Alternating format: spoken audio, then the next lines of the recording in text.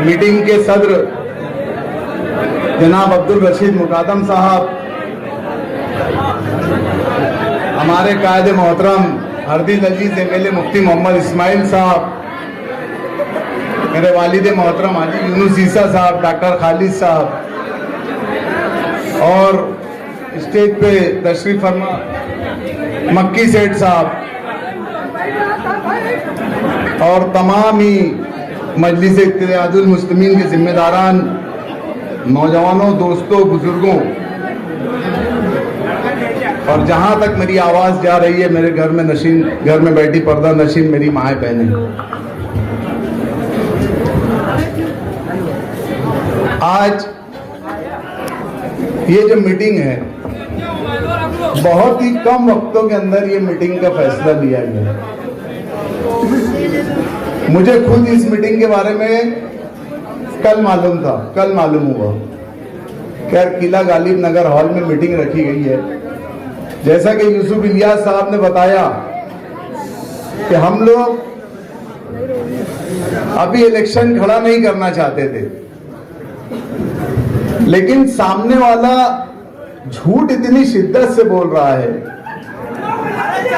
कि अब उसका जवाब देना जरूरी हो गया। नहीं तो कहीं ना कहीं वो शेर हो जाए, साबित हो जाएगा कि झूठों ने कहा झूठों से सच बोलो, सरकारी ऐलान हुआ है सच बोलो, और हजार खोली के घर के अंदर एक झूठों की टोली है, दरवाजों पर बोर्ड लगा है सच बोलो।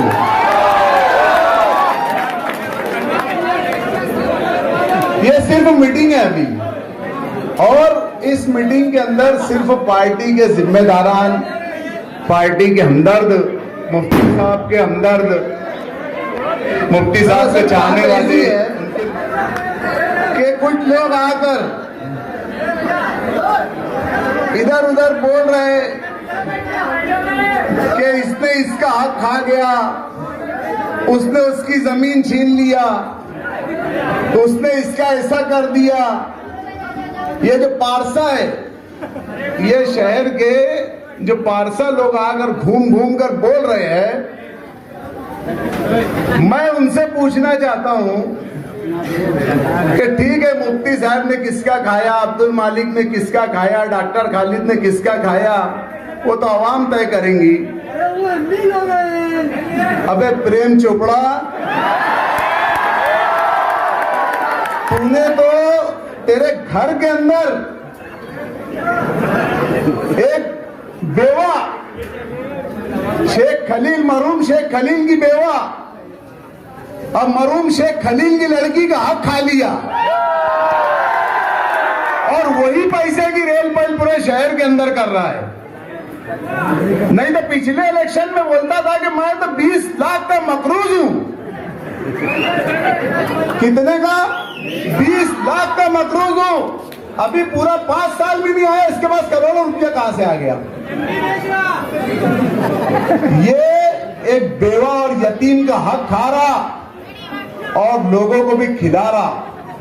और जो लोग ये खा रहे हैं ना भैया, सोच समझ के खाना। यहाँ तो हिसाब देना ही पड़ेगा तुमको, इलेक्शन के बाद वो लोग खुद ही ले लेंगे, लेकिन ऊपर भी देना पड़ जाएगा, क्योंकि जैसे ये हारे भी ना वैसे ही तुम्हारी घरसंडी। इलेक्शन तो इंशाअल्लाह ताला ये बहुत लंबे फर्क से हारेंगे हो। यानी मेरा तो मैं तो सोच रहा कि 1.5 से भी ज्यादा चले आएंगे इंशाअल्लाह, लेकिन थोड़ा खुशफहमी में नहीं रहना है हमें। यहाँ जो लोग आए हैं, हम लोगों को यहाँ से एक बात लेके उठना है कि इलेक्शन, ये जो लोग हैं ये सिर्फ और सिर्फ गुंडागर्दी की बुनियाद पर लड़ने वाले हैं। अभी ये मोहम्मद फिटर पिछले यहाँ मीटिंग हुई तो उसको वहां से हजार गोली से 4-5 लड़के आए और फोन करके दम दे रहे।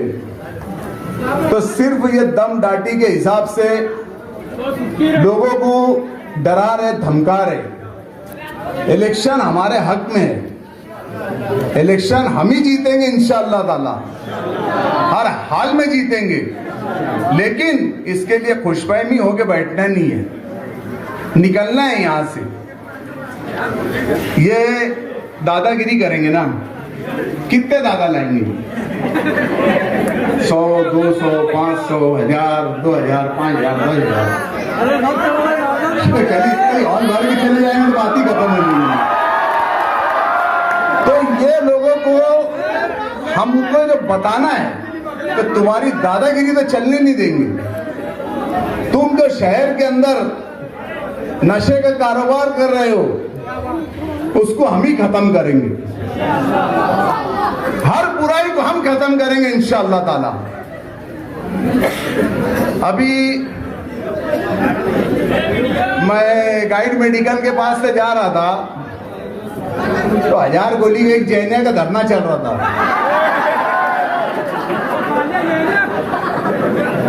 अबे फटने अपने मत बोलो।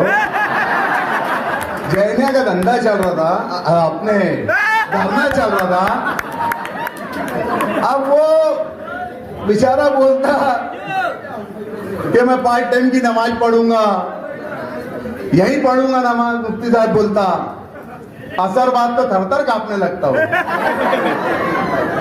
असर बात तो उसको लगती उतार में आ जाता हूं। अरे भैया तू घर पे बैठा था तो गांव सुकून में था। जिस दिन से तू गांव में निकला है उस दिन में बेचारे हादसा भी बढ़ गए, मरने वालों की तादाद भी बढ़ गई, एक्सीडेंट भी बढ़ गए। अबे तू इतना मनूस है शहर के लिए। देखो हम कोई भी रोजी रोटी करते, मेरी बात को संजीदगी से लेना, मजाक में मत लो। हम रोजी रोटी जिसका जो भी धंधा जो जिससे मुंसलिक होऊंगा वो दुआ करता ना कि अल्लाह मेरी रोजी रोटी में बरकत दे। अबे जैने की क्या रोजी रोटी है? तो ये घर से दुआ करके निकलता अल्लाह आज इतने हादसे होने ना, तो फिर मैं जाऊंगा उठाऊंगा मैयत उठाऊंगा, फोटो खिंचाऊंगा, पोस्टमार्टम होगा। तो ये दुआ करके निकलता घर से और वही हो रहा है। तो भैया घर बैठ हाँ दूरबीन लेके घूम रहा क्या कि अगर हम निकल गए ना घूमने तो सादी सादी आंख से ही देखेंगे। यहाँ आकर बोला जाता है कि किले वाले डर रहे हैं, ये है वो है। ये तुम्हारी गैरत को ललकार के गया है, सुन लेना। तुम्हारी गैरत को उसने ललकार के गया है।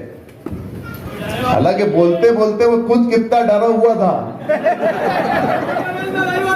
बोलते बोलते उसने बोल दिया इसमें आधे से ज्यादा मेरे साथ आए थे। मुफ्ती साहब जब वो घर से निकलता ना तो समझा 1000 खोली से उसको आजाद नगर जाना है।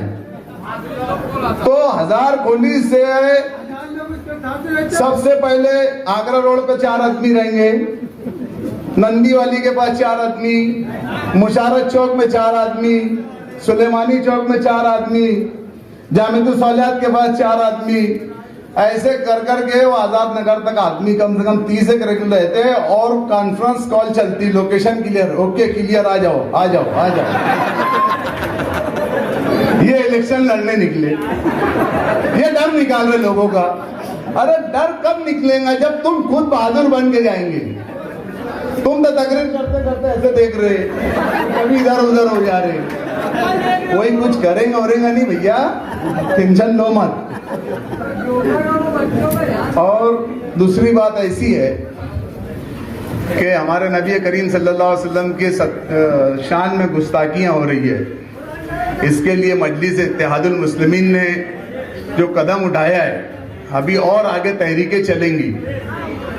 इसके अंदर सब में आगे वो नीतीश राणे हैं जो उसको जैसे बीजेपी ने एकदम खुली छूट दे रखी है और वो कुछ भी बोलते जा रहा है, बेलगाम हो गया, बोलते ही जा रहा है, बोलते ही जा रहा है। और बोलते बोलते वो इस हद तक बढ़ जा रहा है कि अभी उसका पिछले वक्त बयान आया कि मस्जिद में घुस के मारेंगे। तो ये मस्जिद में घुसने की अगर बात कर रहे भैया 1.5 फुटिया, तो मैं समझता अगर ये मस्जिद में घुसेंगे तो पार्ट टाइम का नमाजी बन के निकलेंगे।